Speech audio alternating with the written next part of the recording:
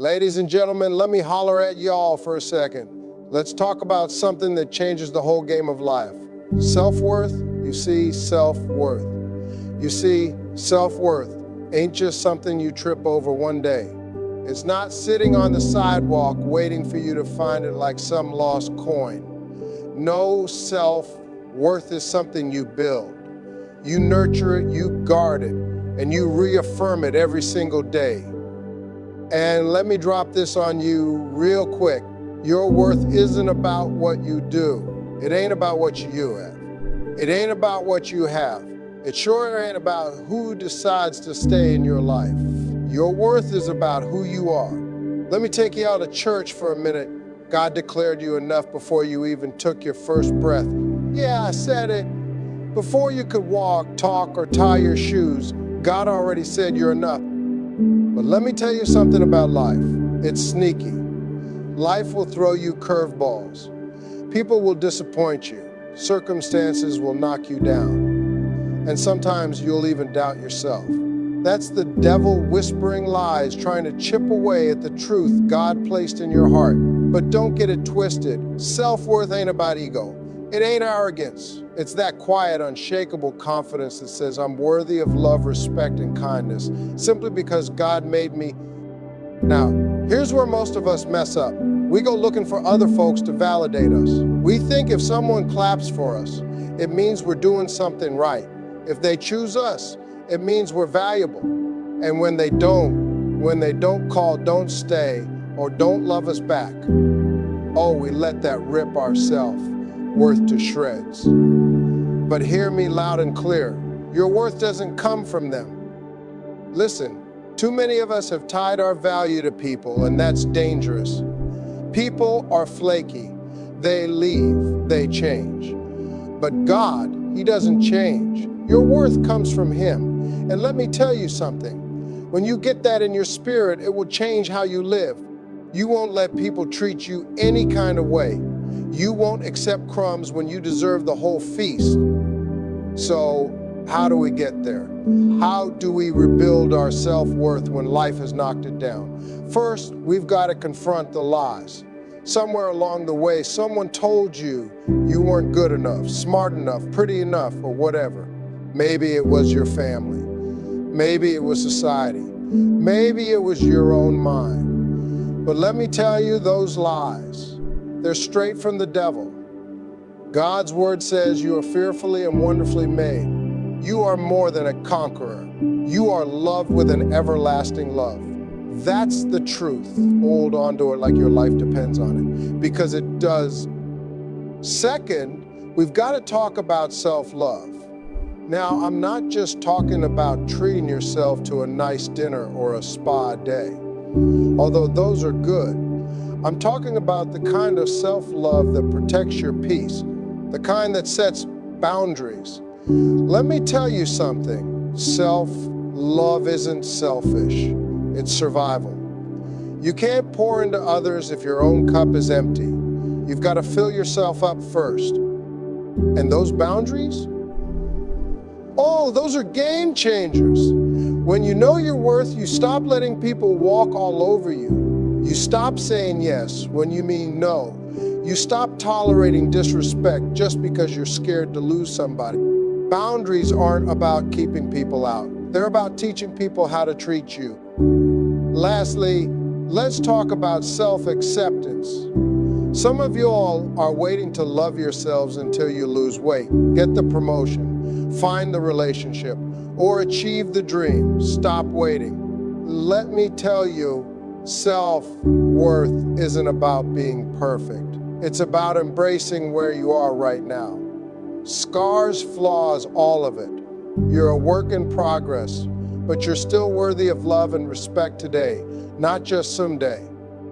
And here's the real kicker. Self-worth is about trust. Trust that God's got a plan for your life. Trust that you're already enough. Trust that you're already enough.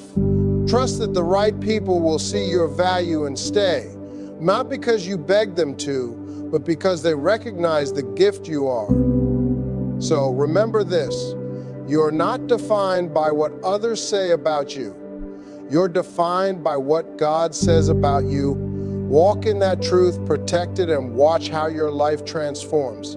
Stay blessed. You see, when you truly walk in your worth, you ain't got to chase nobody. You don't have to beg folks to see your value or convince them to stick around. You just show up as you masterpiece God created you to be. And the right people will see it. The ones who are meant to be in your life. Oh, they'll recognize the treasure you are. And here's the kicker. When you start living in alignment with your self-worth, everything else begins to line up. You stop running after validation in the wrong places. You stop holding on to relationships that drain the life out of you. And you stop fearing being alone. Because being alone, that's not punishment, it's an opportunity. It's an opportunity. It's a chance to grow, to heal, and to reconnect with who God made you to be. Now, let me unpack something most folks don't understand. Separation isn't always a bad thing. This world teaches us to hold on for dear life, to people, to connections, to togetherness, like it's the only way to find our worth. But listen, sometimes separation is exactly what you need to level up. It's not about rejection or abandonment. It's about growth, clarity, and transformation. Let me tell you, sometimes God has to create space in your life. That space, oh, it's critical. It lets your heart, your mind, and your soul breathe. When you're too close to a situation, you get tangled up in the emotions and the history. You lose sight of who you are and what you need. Separation gives you a bird's eye view, a moment to step back and say, hold on, what's really going on here? What do I truly deserve? Sometimes separation is the ultimate form of self-respect. It's saying, I love myself enough to step away from what's breaking me down. There are relationships that drain you, deplete your energy, and leave you feeling empty. Maybe they served you at one point, maybe they never did, but holding on out of guilt, fear, or obligation.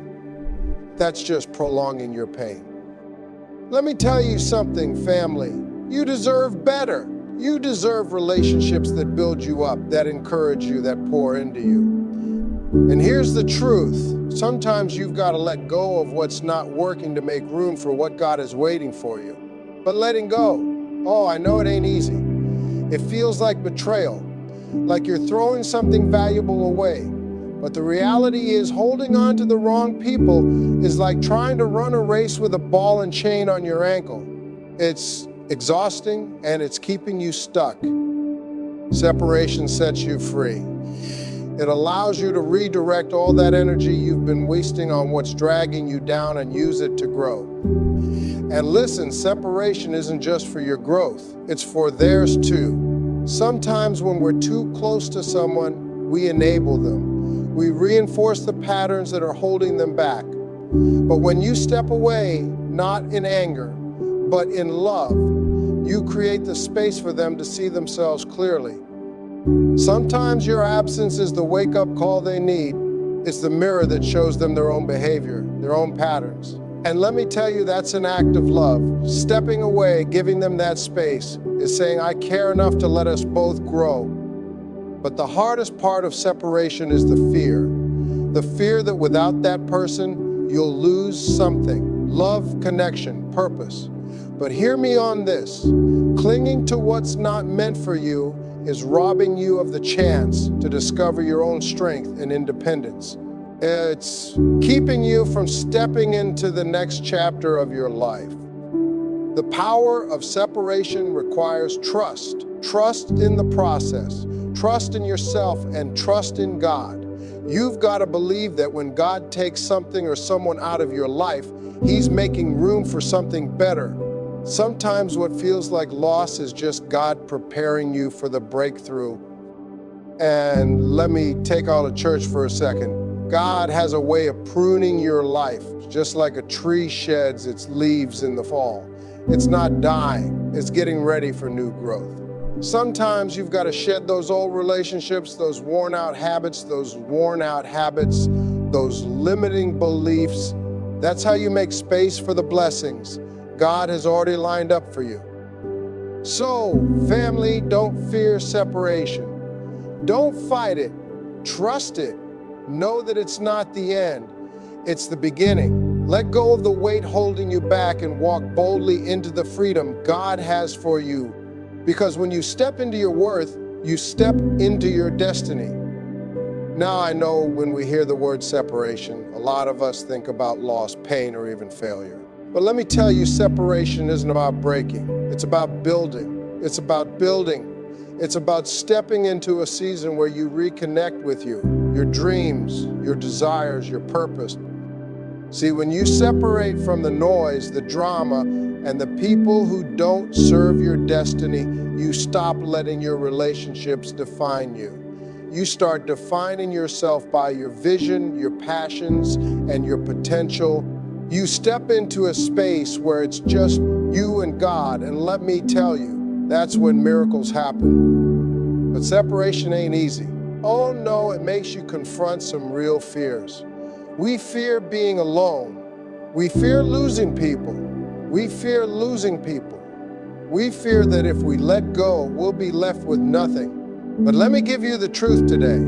The greatest strength you will ever have is the ability to stand alone and still feel whole. That's the power God puts in you.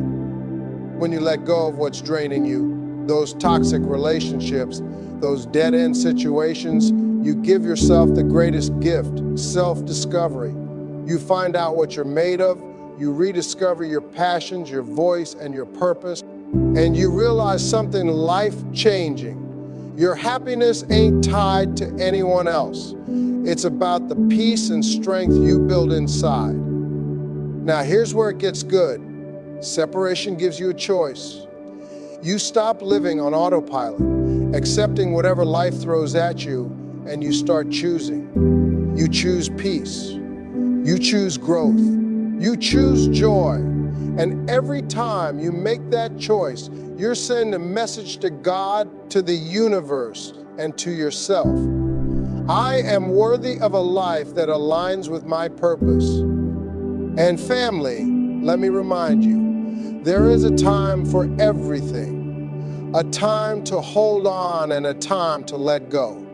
Knowing when to walk away is one of the most powerful things you can do. It's not about giving up. It's about recognizing when something has run its course so you can step into the next phase of your life. And let's talk about absence, because a lot of folks get this twisted. Absence isn't just about loss, it's about perspective. When you create space, whether it's physical, emotional, or spiritual, you start seeing things clearer. You get that 30,000-foot view of your life. And in that stillness, you start to hear God's voice more clearly. He's telling you what needs to stay, what needs to go, and what's coming next. Absence forces you to ask the big questions. Am I happy? Am I fulfilled? Am I surrounded by people who lift me up? See, when you're constantly caught up in the hustle and noise of life, you don't stop long enough to evaluate where you are. But when people step back or situations change, you get the gift of reflection. And in that reflection, you find truth. Let me give you an example. When someone walks out of your life, or you choose to let them go, it gives you space to ask, what did I really get from this relationship? Were you pouring out and getting nothing back? Were you compromising your happiness for the sake of keeping peace? Absence clears the emotional fog, and suddenly you see things as they really are. And let me tell you, in that space, you start to realize what truly matters. Sometimes it's only after someone's gone that you understand how much they meant to you, or maybe how much they didn't. Either way, absence brings clarity. It's God's way of showing you what's worth your energy and what needs to stay in the past. But here's the best part. Absence doesn't just reveal the truth about others. It reveals the truth about you. When you strip away the distractions, the validation, and the noise, you're left with your raw, unfiltered self. And in those moments, you realize something powerful. You are responsible for your own peace. your own joy, and your own purpose. Family, let me drop this on you. Sometimes separation isn't a loss, it's a setup. God is clearing the table, making room for the feast He's about to bring into your life. What feels like a closed door today is really just the hallway leading to your next blessing. But to get there, you've got to trust the process. You've got to trust God. Let me take it one step further.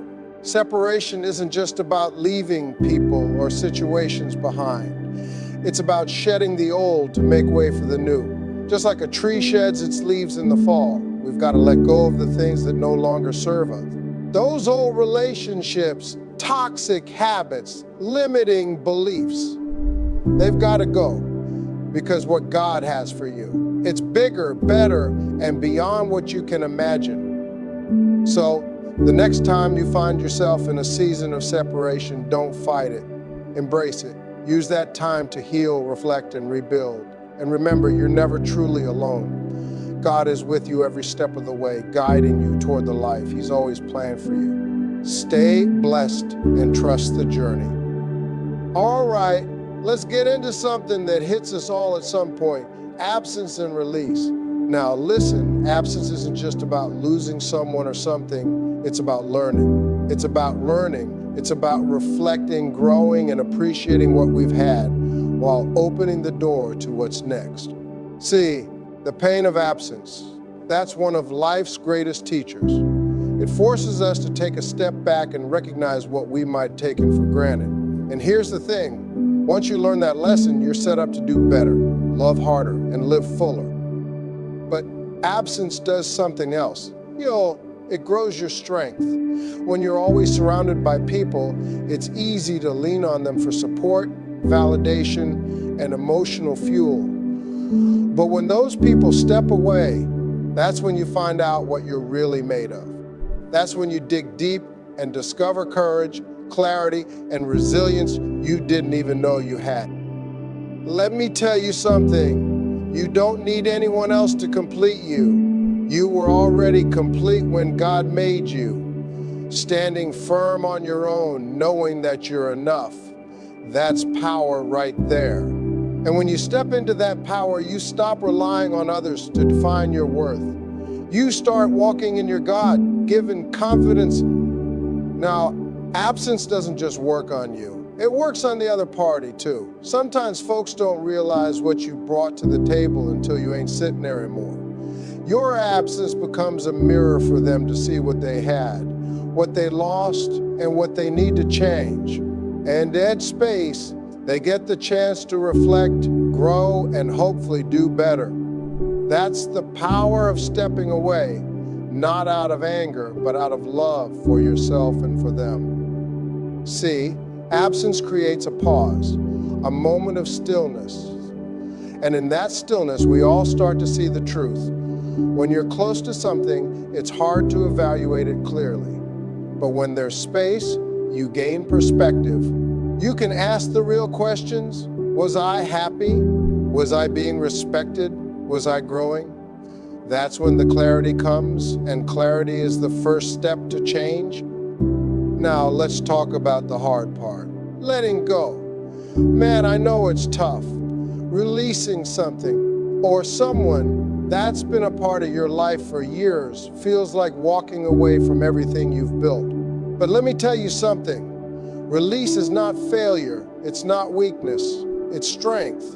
It's self-love. It's self-respect. And it's about making room for something better, something God's been waiting to give you. Here's the truth. The process of release often starts with a whisper. You feel it in your spirit. You see the cracks in the foundation. You know something isn't working anymore, but what do? We hold on. We push harder. We wait longer. We think we can fix it. But deep down, we know the truth. That job, that relationship, that situation, it's draining us. It's pulling us further away from who we're meant to be. And yet letting go feels like stepping into the unknown, doesn't it? Like giving up on everything you've worked for. But hear me on this. Letting go is not giving up. It's moving up. It's trusting that God has something greater waiting for you. It's believing that the void you feel today is just space being made for the blessings of tomorrow. Release is a decision that takes courage. It takes faith. And yes, it takes strength. But when you make that decision, when you finally let go, you're saying to God, I trust you. I trust your plan. I trust your plan. I trust that I'm worthy of more. See, when you release, you don't just step into the unknown, you step into your power. You show yourself, the world, and God that you're ready for the next chapter. And let me tell you, when you trust the process and take that leap, God always catches you. He doesn't just catch you, He elevates you. So if you're holding on to something or someone that's no longer serving you, let it go. Don't let fear keep you in a place you've outgrown. Trust that God is working behind the scenes, lining up the people, the opportunities, and the blessings that are meant for you. Release the old and step boldly into the new, because family letting go isn't the end, it's the beginning. Stay blessed and keep walking in faith. God's got you, always. Let me tell you something about release. I know some of you are holding on to things so tight, your knuckles are white. Maybe it's a relationship, a job, or just a situation that's comfortable but draining the life out of you. You're holding on. You're scared. You're scared of the void. You think if you let go, you'll be left with nothing. But let me hit you with some truth. The void, it ain't empty. It's filled with possibility. That fear you're feeling, it's not about what you're losing. Oh no, that fear is about what you're about to gain. See, release isn't about giving up. It's about opening up to new opportunities, new growth, and a future you can't even imagine yet.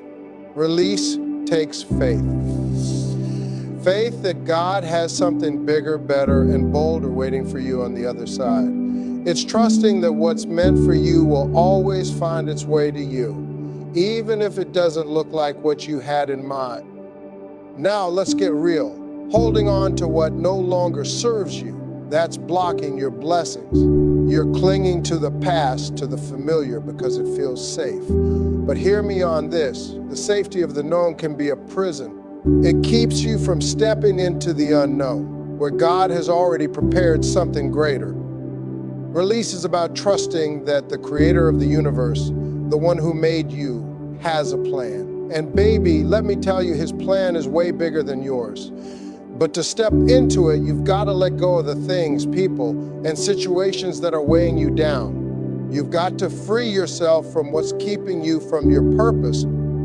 Here's the truth. When you know your worth, release gets a whole lot easier. When you realize you're valuable, just as you are, you stop tolerating things that don't align with that value. You stop.